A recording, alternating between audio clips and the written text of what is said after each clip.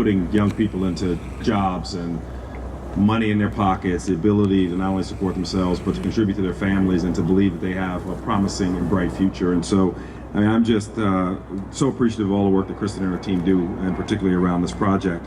Up next, talking about kind of reaping what you sow and planting seeds that will long-term pay dividends. Our next speaker, who's the executive director and co-founder of Added Value, is someone who reflects that in his daily life, Ian Marvy. Ian is a new partner to us, and we're so excited to have you here. Although I know he's not a new partner to the community, I understand that the main farm, which is about 3 times the size of this one, is still recovering from Hurricane Sandy. And for them to have that challenge to get back up and running, but to dedicate their time, activities, and partnership to help us here at Red Hook, we couldn't say thank you enough. Let's give them a round of applause.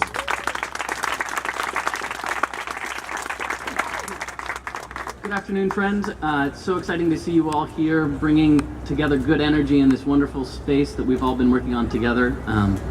Added Value's mission is to promote the sustainable development of this community, and we do that through urban agriculture and youth empowerment.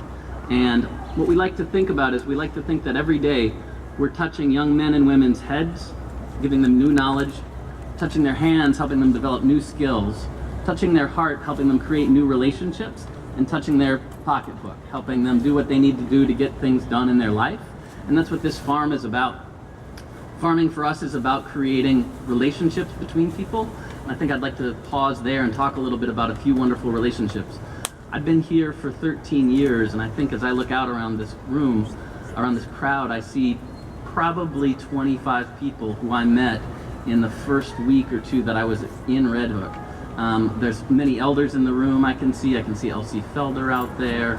I can see Miss Gladys. I can see Petronia out there. Miss Gladys was probably our first customer at the farmer's market 13 years ago. She brings us tea in the cold weather. She brings us cut fruit in the warm weather, and she brings us pie whenever she can make it. It's a beautiful thing. As I met some of those elders, I'd like to also recognize one elder who's not here, is Miss Emma Broughton. Many of you all know Miss Emma Broughton, and Miss Emma was an incredible advocate for Added Value, but also for young people, for health and wellness, and for just community economic development and power. I'd like to recognize the fact that her family is here today. Incredible, important people to me and to this community. Put my plug in, I would like to see this farm named Miss Emma's Garden at some point in time. So there's a base community, right? There's people here in this place who live. I'm a neighbor here. Corbin, one of my colleagues, lives across the street. Kenneth lives down the block, and Gwen in the back just moved to the neighborhood. So Added Value's full staff lives here amongst you all, which is super exciting. Those partners are also institutional partners, like the ones that are behind us and the ones that are out there. There's Mariana Schaefer from the David Rockefeller Fund. There's Toya Williford from the Brooklyn Community Foundation. There's Sharon Myrie, originally who I met at the Brooklyn Botanical Garden, who's now back at NYCHA. Super happy to see you all here. So base community gets woven into and in relationship with institutions to create opportunities for young men and women here. And that becomes intergenerational. And so you all saw in the background a crowd of young men and women, children they're usually called. That was a kindergarten class. That was the second class of the day that came here. And I'd like to recognize Julie Kavanaugh, a great educator here at PS 15. Julie, if you could stand up, it'd be wonderful.